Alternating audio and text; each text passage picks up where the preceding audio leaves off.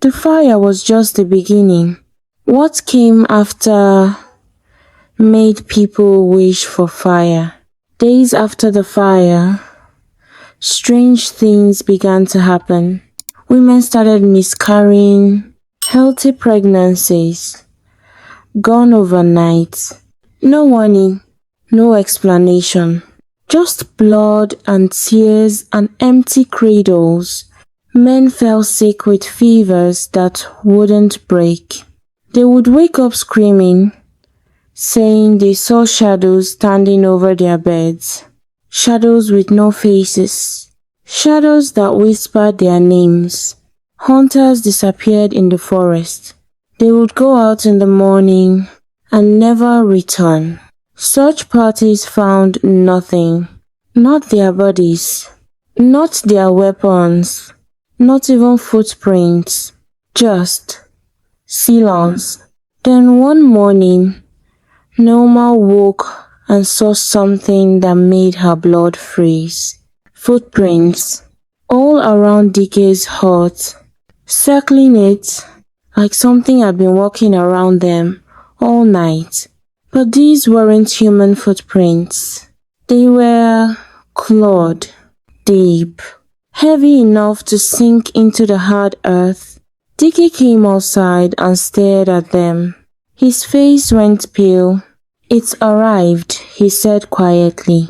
Nneoma's voice shook. "What has arrived?" Dike looked at her, his eyes filled with something she'd never seen in him before. Fear. Ọgbanje of the Dark River, the spirit the elders spoke of, the one tied to your bloodline. Nneoma stepped back. "But I didn't marry a greedy man. I chose you. I did what I was supposed to do." Dike's jaw tightened. "That's what I thought too. But the spirit isn't here because you made a mistake." He knelt beside one of the footprints, studying it. "It's here because you escaped. And spirits don't like losing what they've marked." Nneoma felt her knees go weak. "So what does it want?" Dike stood slowly. His voice was barely above a whisper. "You." The word hung in the air like smoke. Nneoma's hands trembled. "Then let it take me. I won't let the village suffer because of me." Dike grabbed her shoulders. "No, that's exactly what he wants. For you to surrender, to walk into the trap willingly. Then what do we do?" Dike looked toward the forest. "The spirit didn't want you to be saved, Nneoma. It wanted you to be taken. All those suitors, they were bait. The spirit was feeding on their greed, their pride, their desire to possess you." He turned back to her. "But when you rejected them, when you chose me, you broke the pattern. You denied the spirit its feast." Nneoma's voice cracked.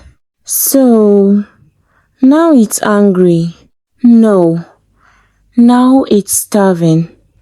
And a starving spirit is more dangerous than an angry one."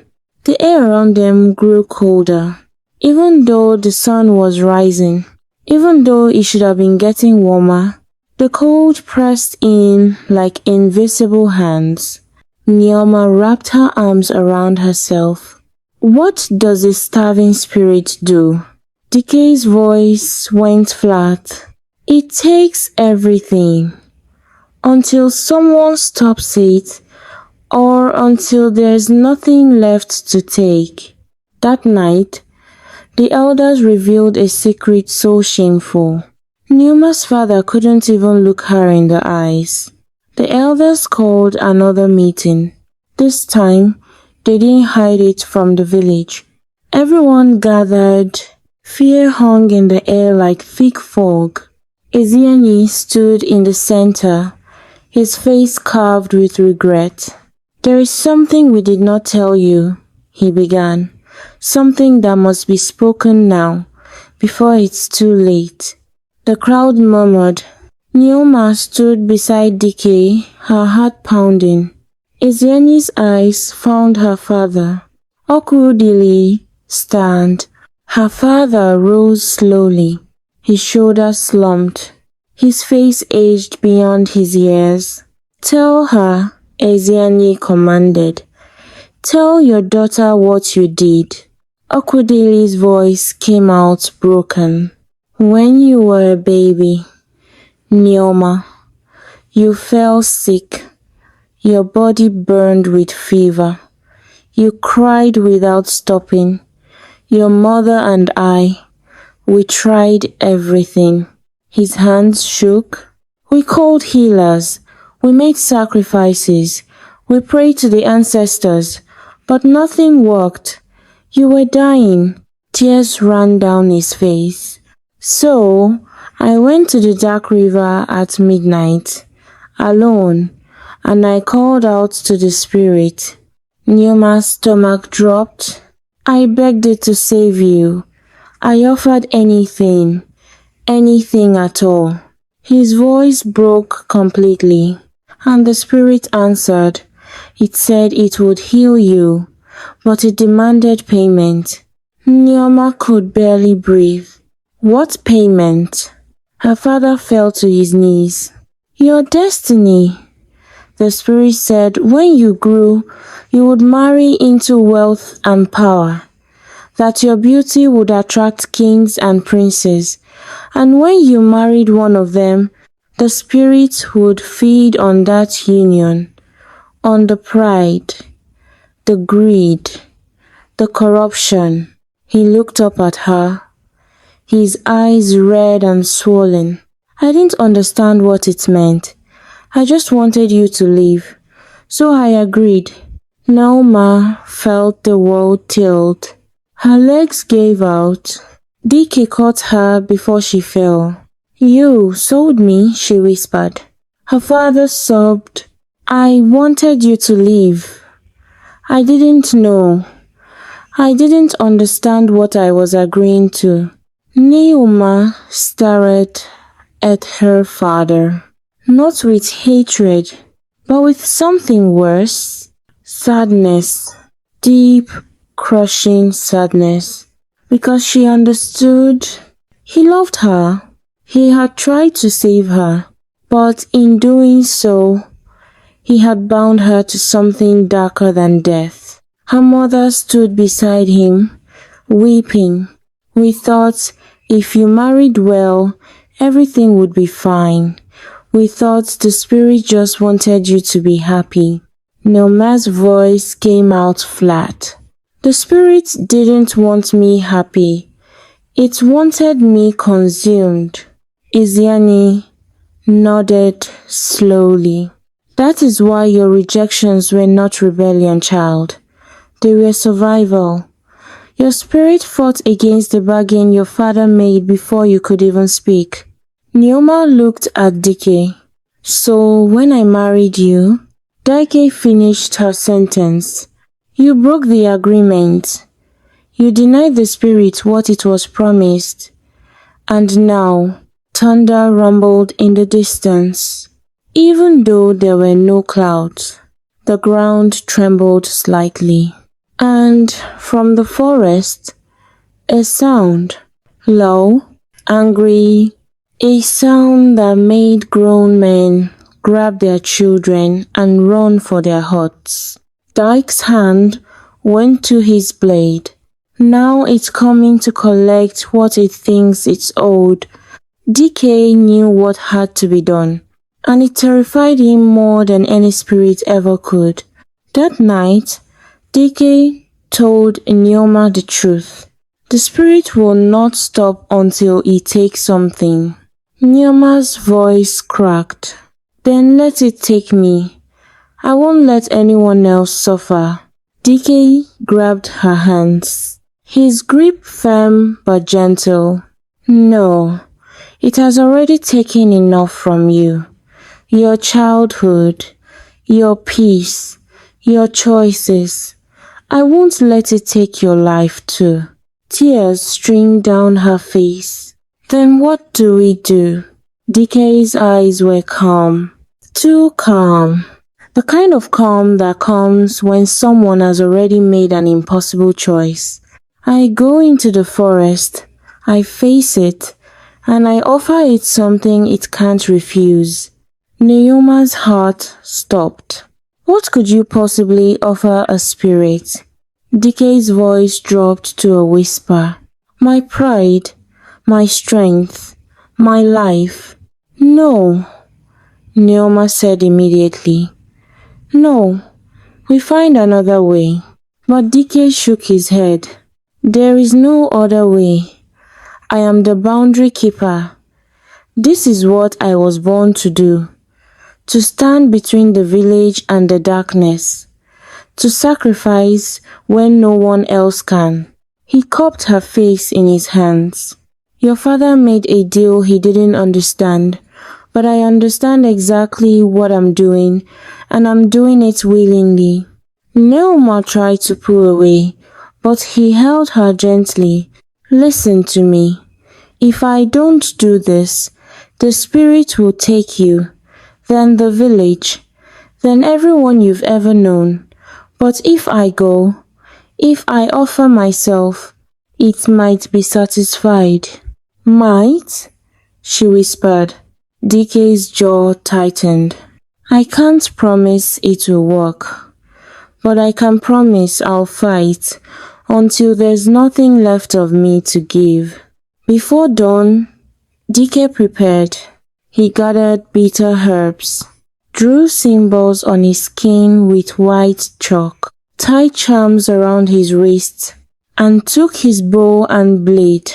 Nneoma wanted to follow him, but the elders had already surrounded the village boundary with protective herbs, a barrier, to keep the spirit's rage focused on the forest. She screamed, begged, clawed at the invisible wall, but Dike had made sure she couldn't follow. I love you, he said, his voice carrying across the distance. And that's why I'm doing this. Then he turned and walked into the forest, into the deepest part, where the trees grew so thick the sun never reached the ground, where spirits roamed freely, where men went to die. The moment Dike crossed into the spirit's territory, the forest came alive. The air turned cold enough to freeze breath. Shadows moved between the trees. Whispers echoed from every direction. Then it appeared. Ọgbanje of the dark river, tall, made of smoke and water and something older than memory. Its eyes glowed faintly. Its voice sounded like many voices speaking at once. You stole what belongs to me. Dike stood his ground. She was never yours. Her father made a deal out of desperation, not understanding. That deal is void. The spirit laughed, a sound that made the trees tremble. Mortals do not void agreements with spirits. Dike's voice stayed steady. Then take me instead, my life for hers, my strength for her freedom. The spirit leaned closer. And what is your life worth, Hunter? Dike's eyes blazed. More than you'll ever take from a girl who never agreed to be yours. The spirit accepted. But spirits don't accept without cruelty. You may offer yourself, the spirit said, its voice echoing through the trees. But I will test you first. You will stay in this forest until sunrise. You will not run. You will not scream. You will not call for help. Dike nodded. And if I pass? The spirit's eyes narrowed. Then I release my claim on the girl. But if you fail, I take both of you. Dike didn't hesitate. I accept. The moment he spoke those words, the forest turned into a nightmare. The spirit didn't attack him with claws or teeth. It attacked him with visions. It showed him dead animals rising from the ground, their eyes hollow, their bodies rotting. They walked toward him, mouths opening in silent screams. It whispered in the voices of old kings, voices that mocked him. You are just a hunter, a nobody. You think you can bargain with spirits? She will forget you. She will marry someone greater. You are dying for nothing. Then he showed him Nneoma, standing in a village, laughing, in the arms of Prince Jidenna, wearing gold, looking happy, as if Dike had never existed. Dike's body shook, his teeth chattered, tears bled from his eyes without him realizing. But he didn't move. He didn't scream. He didn't run, because he knew these were lies, illusions designed to break him.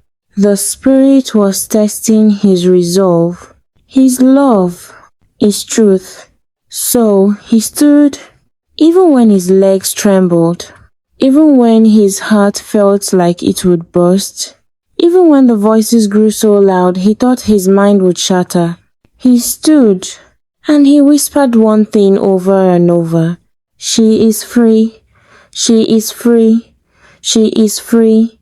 Not for himself, but for her.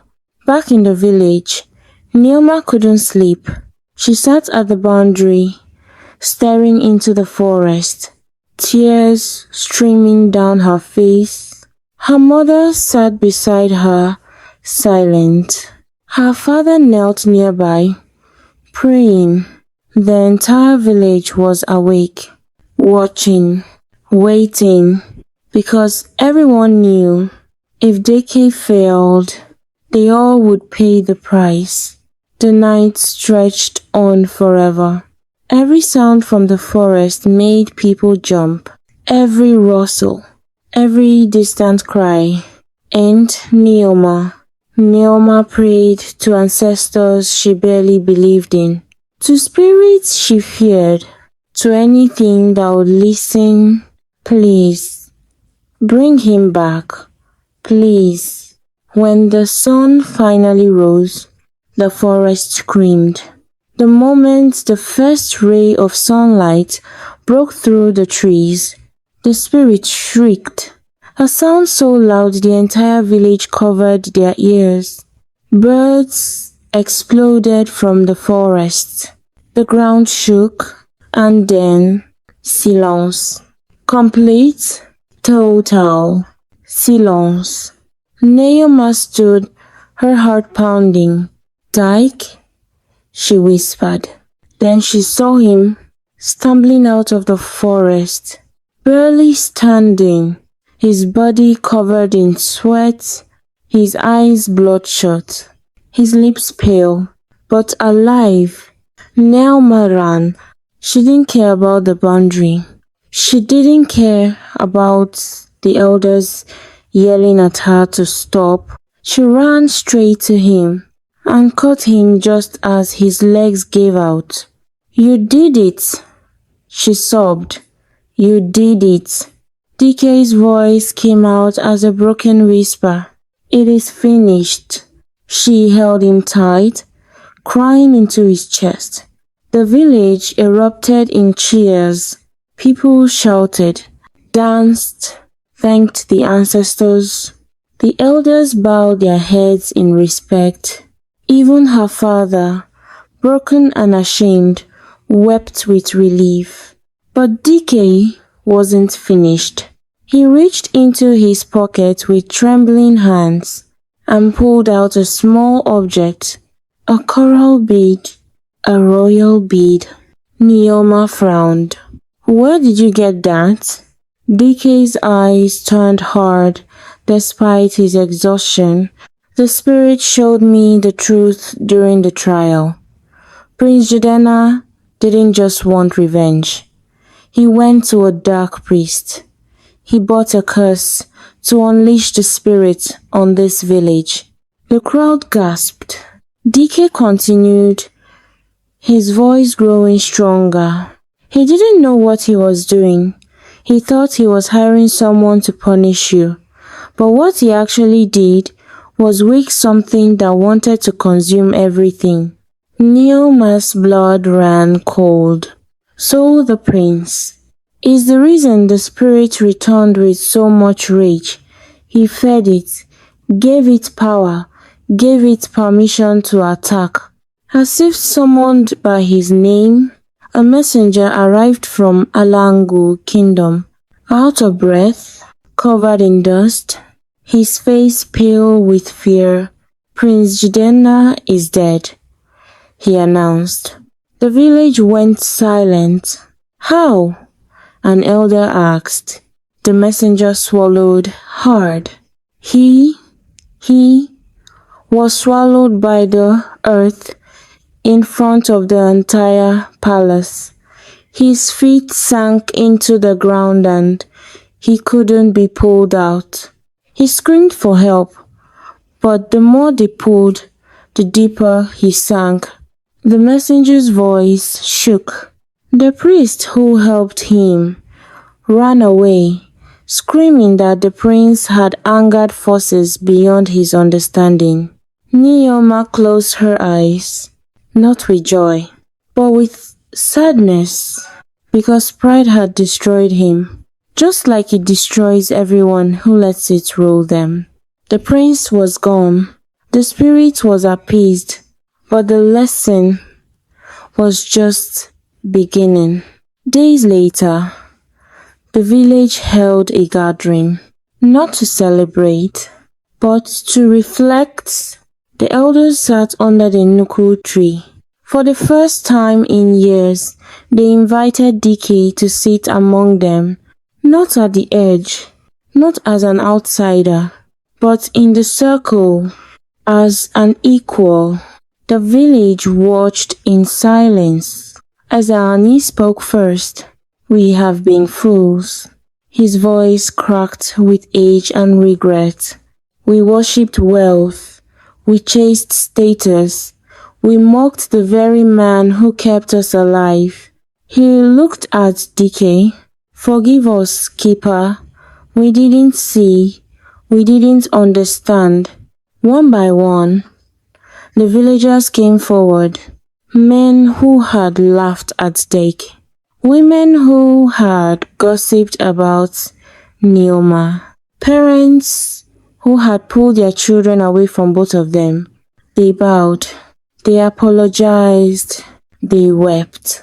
Nneoma's father approached last. He fell to his knees in front of his daughter. "I almost destroyed you," he said, his voice breaking.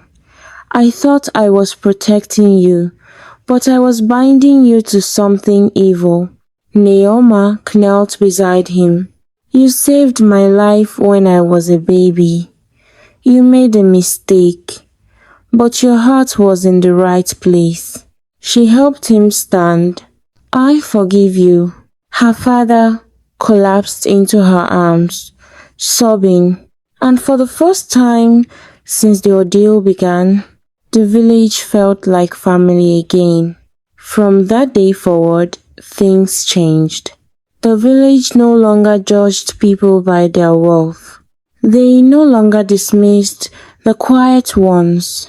They no longer chased crowns and gold as if those things mattered more than character.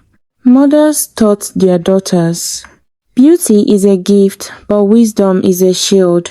Fathers taught their sons, "Strength is not in what you own, but in what you protect." And the elders made sure the story of Nneoma and Dike was told every generation, so no one would ever forget. The village rebuilt, stronger than before. They held a festival, not for royalty, not for wealth, but for truth. Nneoma stood beside Dike as the drummers played. She wore simple beads, he wore his hunter's cloth, but their presence was heavier than any crown. And when the women sang songs of love and destiny, everyone listened, because they finally understood the greatest love is not the one that shines brightest. It's the one that stands firmest when darkness comes. Months passed. Peace returned, and Nneoma finally understood why she had to walk this path. One evening, Nneoma and Dike sat outside their hut. The sun was setting. The forest beyond was quiet, but not the threatening kind of quiet, the peaceful kind. Nneoma looked at him. "I need to ask you something." Dike turned to her. "Anything." She smiled softly. "Why did you really choose to save me? All those years ago when I was a child, you could have let the spirit take me. You didn't know me. You owed me nothing." Dike was quiet for a moment. Then he spoke. "Because I saw something in you that day.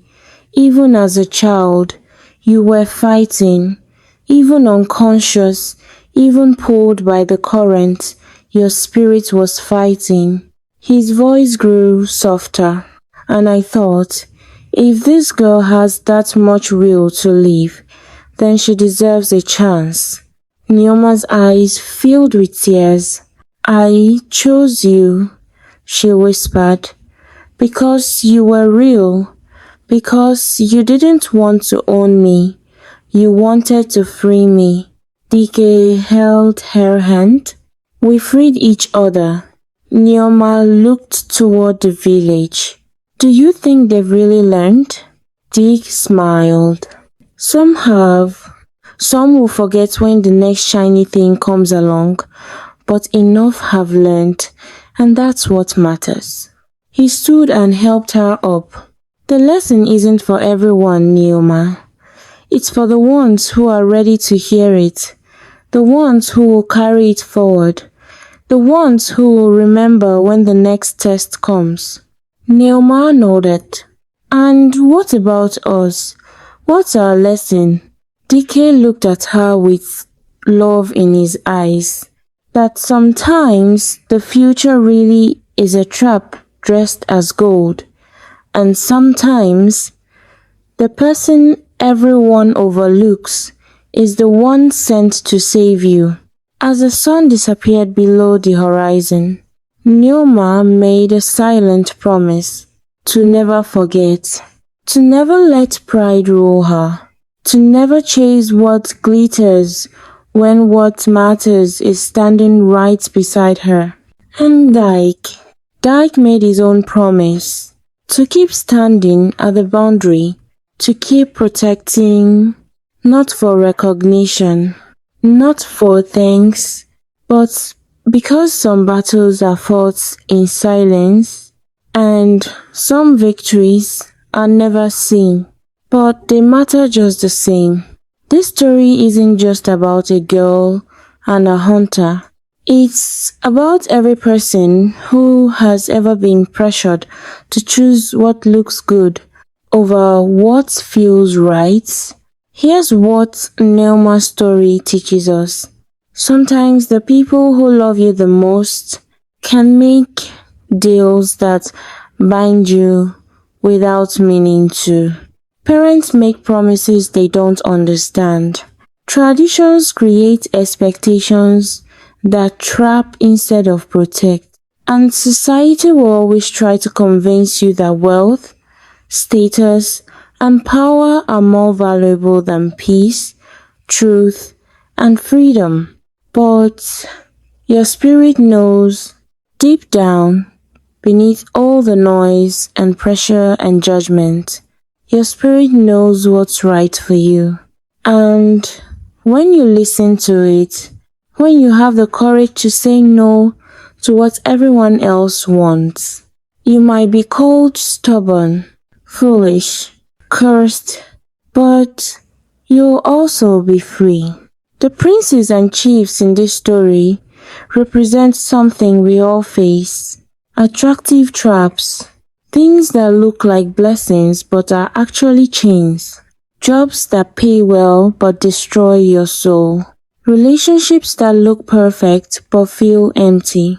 Opportunities that everyone celebrates but your gut screams to avoid. And just like Nneoma, you'll be mocked for walking away. People will question you. They'll tell you you're making a mistake.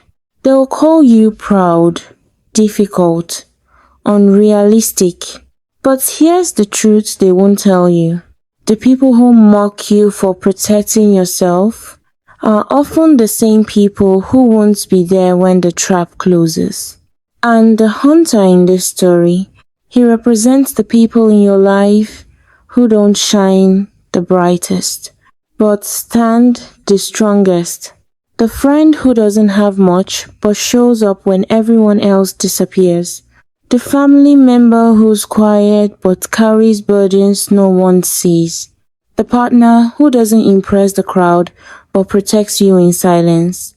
These are the people you overlook. The ones you dismiss because they're not flashy enough, not wealthy enough, not impressive enough. But they're the ones who will stand between you and death. The ones who will sacrifice without asking for applause. The ones who understand that real love isn't about possession. It's about protection. Nneoma didn't reject royalty because she was stubborn. She rejected it because her spirit was wiser than her circumstances. And when she finally chose the hunter, she wasn't settling. She was ascending to a love most people never find. A love built on truth instead of transaction, on sacrifice instead of status, on freedom instead of chains wrapped in gold. So, the next time someone tells you you're throwing away your future by walking away from something that doesn't feel right, remember Nneoma. Remember that sometimes the future they're selling you is just a beautifully decorated cage. And the person they're telling you to overlook might be the one sent to set you free. If this story touched something deep inside you, if it reminded you of a choice you made that everyone questioned but turned out to be right, if it made you think about the people in your life you've been overlooking, then do 2 things for me. First, subscribe to this channel, because stories like this, stories that carry weight, wisdom, and truth are what we are building here. Real folk tales, real lessons, real reminders that our ancestors knew what they were talking about. Second, share this story with someone who needs to hear it. Someone being pressured to choose what looks good over what feels right. Someone who's been called stubborn for protecting themselves. Someone who needs to be reminded that the quiet ones are often the strongest. Drop a comment and tell me, what choice did you make that everyone questioned but saved your life? Let's build a community of people who choose wisdom over wealth, truth over tradition, and real love over everything that glitters. I'll see you in the next story.